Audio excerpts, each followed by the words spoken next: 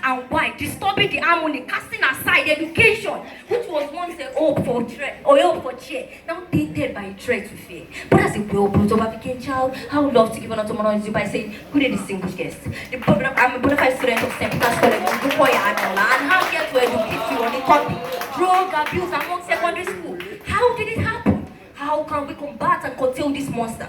You know, Stephen Gregoire said, and I quote, education is not merely a step, but an hope for the future. However, beneath this sector lies a never-ending threat which has stunted its growth and fluctuated its stability, known as drug abuse. Drug abuse and overdue canker war, which has toyed and still continue to toy with the life of our younger generations today. According to statistics, during the year 2010, we had approximately 27.5% of teenagers who abuse substance. And then in the year 2020, whereby the figure rose to 61.5%. And also the year 2022, whereby we had approximately 71.5% of teenagers abusing substance. As at 2023, do you know it has been estimated to be 83.88%? To keep these figures in perspective, the total number of teenagers who abuse substance in Nigeria is approximately 5,380,000. How did we get here? Where did we go wrong? Eleanor Roosevelt said, and I quote, no one can make you feel inferior without your consent. Teenagers believe they are responsible and capable of making their own decisions. According to research and strategy theory, majority of teenagers spend about 15 to 30 million on substance abuse each year. They know they are responsible for their action. They believe in the act of free will, individuality, and personal choice. History has recorded numerous of celebrities and teenagers who has abused substance and which eventually claimed their life. Is it from the case of Gerard Higgins, popular in the juice world? He was killed by acute oxycodone and codeine intoxication. Or from the case of the musician of all times, that legendary Michael Jackson, whose last word was milk. Give me milk and give me milk. You know, milk, mine, your childish mind would have thought the milk of an infant. Until I dig in deep and I realized it was called propofol, a barbiturates sedative for anesthesia, highly potent and 50 times more powerful than heroin, nicknamed the milk of amnesia. What is sarcasm? It is accompanied with a series of consequences, such as enlarged liver, kidney failure, and heart failure. But he still kept on saying, give me milk. Back to our very own Nigeria. Nowadays, you see teenagers drinking sodas in bottles. But little did you know that this bottle has been laced with opioids and hard candy, so that Sana from Italy, codeine comes from Colorado. We have cases of teenagers who has lost their life due to substance abuse.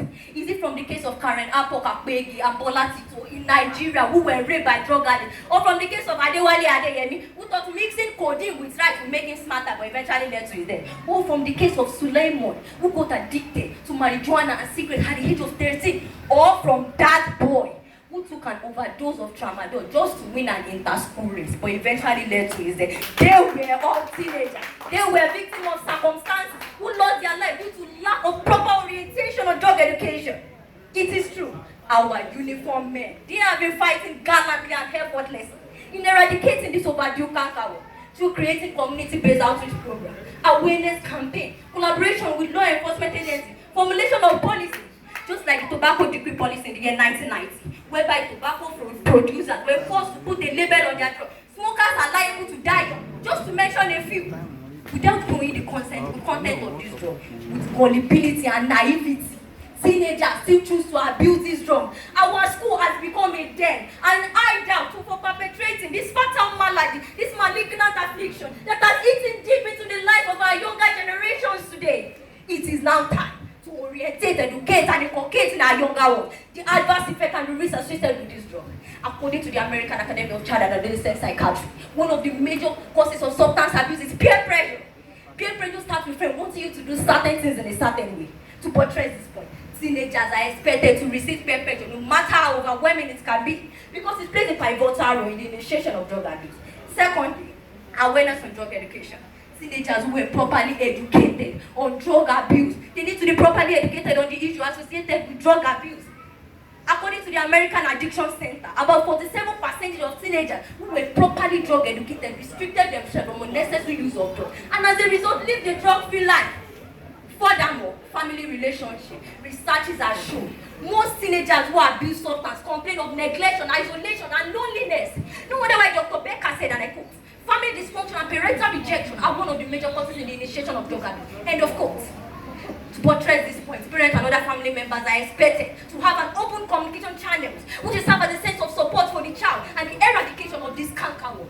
It is now time for government, schools, families, parastatals, uniformed men, netizens, to create a conducive learning environment, offer support, community-based development, for an inculcation of national orientation for drug abuse in Nigeria. Because only if these teenagers understand will they care, and only if they care we will decide to well. Because only if we decide to well shall they be safe, shall we be safe. So join me in that word they call the elimination of substance abuse by saying no to drug,